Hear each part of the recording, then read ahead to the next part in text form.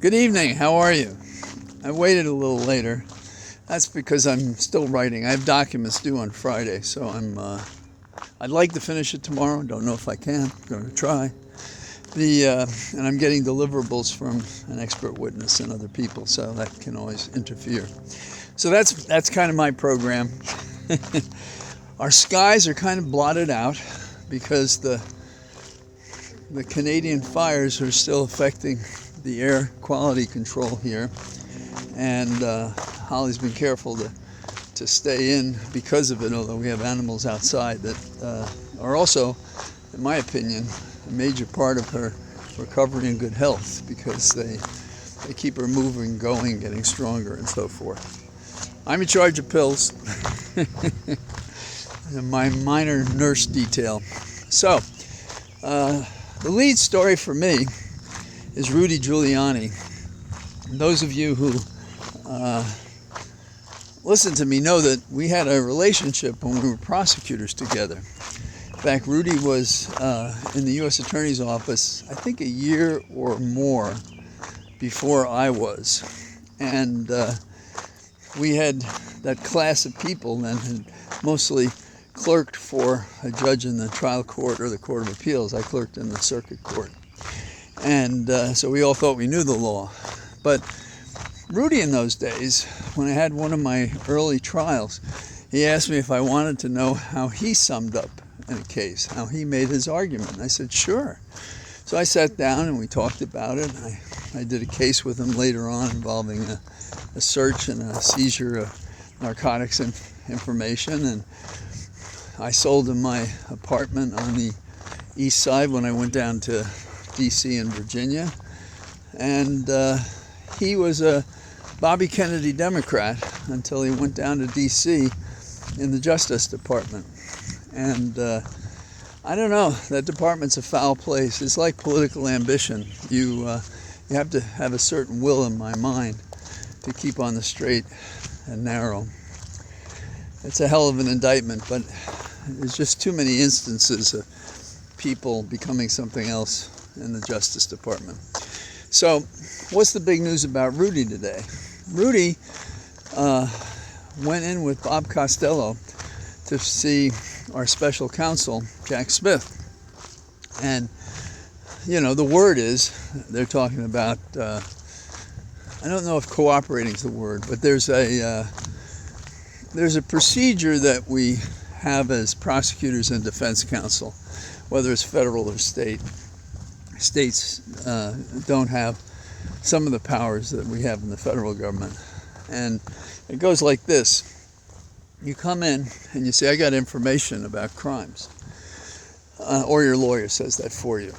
And you negotiate how you could discuss it with hypotheticals or with the person as a witness, and you give them use immunity, meaning we're not going to use anything you say to us against you. That's our deal. Now, if they agree to cooperate 100%, and they agree probably to plead something, and I'm talking about Rudy here because I don't know how he could do the deal without entering a plea to something, because if he gets on the witness stand to cooperate and he's free and clear, the jury is not going to find him as believable. It's just natural.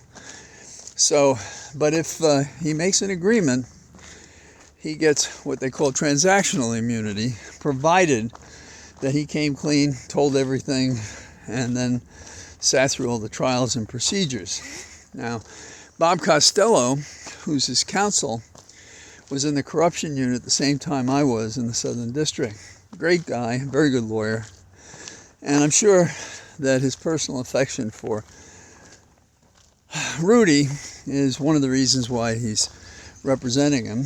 And if he did convince him to go talk to the special counsel to minimize the, effect on Rudy personally and his family and everything else, that would be like Bob, and that wouldn't surprise me.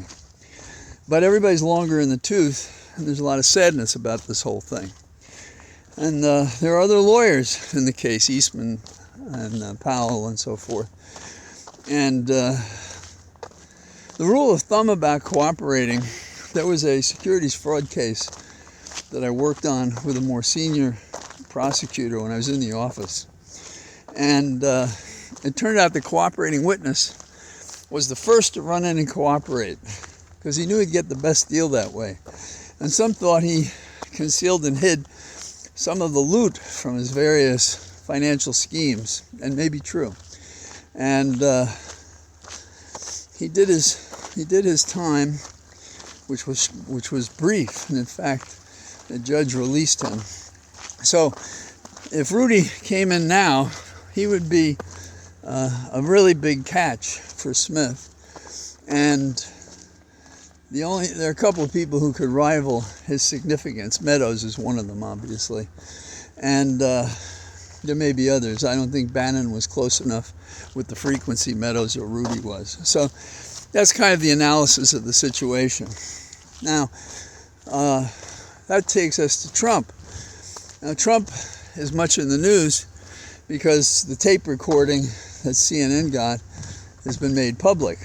And today, Trump is telling everybody that that paper that you hear, that was nothing. That was just bravado on my part. It's sort of like his notion about a locker game, and that, you know, you can touch women in a certain way and they'll let you do it. Well, I've never heard anybody say anything like that in a locker room, and I think if any of you guys have, I'd be curious to hear you say it. But I don't know. I mean, whatever people do, what kind of person says that? And it's a little bit like high school. Your classmates telling you they were out with Mary Ann when they were out with you and nothing happened, and they just lie about it. But in Trump's case, there's such a track record of complaints about what a dolt he is and what a brute he is that you have to take his admission of misconduct as true. In fact, my rule of thumb with Trump is if he admits to something wrong, you can credit that. But if he's giving you an exculpatory statement, I didn't do this or that, like now he's talking about, well, we didn't have the papers, it was just bravado. Well, I don't believe that, and I don't think the tape will support that. And the only way a jury's going to know that is if he takes the stand. So, now, I have an interesting approach here. You do know that Nauta was sort of the Man Friday for Trump when it came to moving around the boxes of top secret and classified material. And now, Nauta tried to go to court, but he still doesn't have a lawyer. Now, the lawyer who represents him would do the best by him because he's such a small target if he flipped on Trump. I mean, it's just so obvious. And, you know, it's possible he won't do it, but that's his pathway to something like a normal life. As a subordinate to Trump, doing what Trump asked, misplaced honor and so forth, he'd have to go to jail as well, or prison, but spend a lot more time in prison if he doesn't cooperate. So that's kind of that story. Pretty terrible. Now, about the document and where Trump was when this whole thing came up was at Bedminster.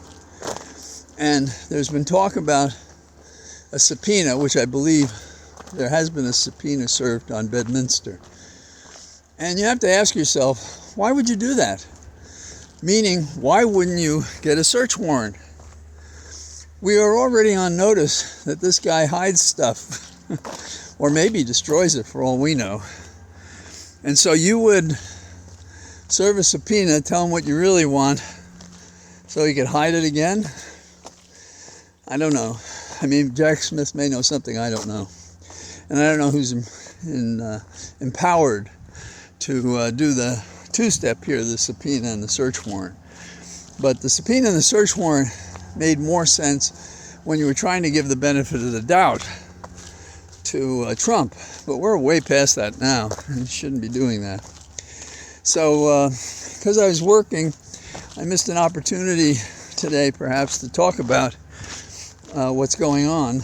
But you know, I have a timetable, and it was late to the show, and obviously, we all have things to say about Rudy. I think we'll know more in a number of days.